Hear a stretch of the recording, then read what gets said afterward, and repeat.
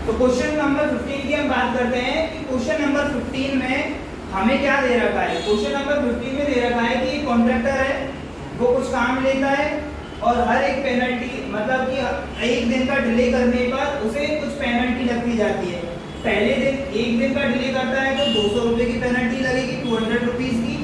अगर वो दूसरे दिन डिले करता है तो दूसरे दिन उसकी पेनल्टी हो जाएगी 250, मतलब नेक्स्ट डे 50 रुपीज़ इंक्रीज होते चले जाएंगे। क्लियर है? ओके। तो इस तरीके से हमें एक सूची मिलेगी, लिस्ट मिलेगी, और वो लिस्ट क्या रहेगी? 200, 250, 300 एंड सो। और यहाँ से हम देख सकते हैं कि A2 minus A1, A3 minus A2 सभी इक्वल है, और किसके इक्वल है? 50, 50। तो इससे हमने कहा कि ये जो लिस्ट है, this list is an AP। Okay, यह सूची एक AP है।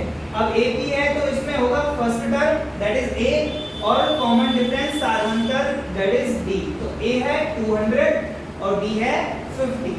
इसके बाद हमें निकालना है S30, क्योंकि क्वेश्चन कह रहा है कि 30 दिन तक अगर वो डिले करता है तो उसे कितनी पेनल्टी देनी होगी, जुर्माना कितना देना होगा।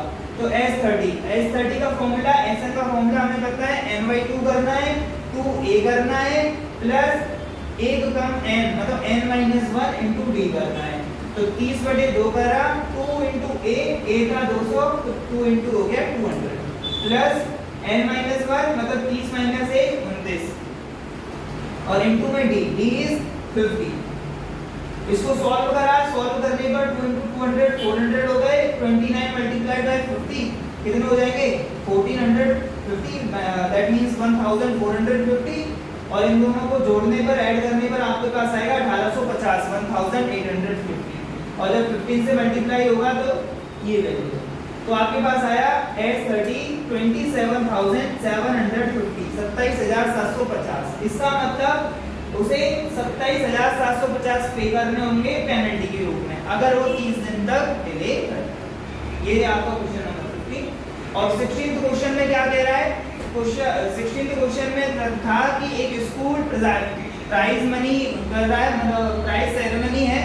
प्राइज सेरेमनी में, प्राइज डिस्ट्रीब्यूशन में उसने 700 रुपये रखे हैं। 700 रुपये कितने बच्चों के लिए? 7 बच्चों के लिए टोटल, दैट मींस S7 हो गया 700। और क्वेश्चन के अकॉर्डिंग हर एक प्राइस 20 रुपये कम होता जा रहा है, 20 रुपये कम होता जा रहा है।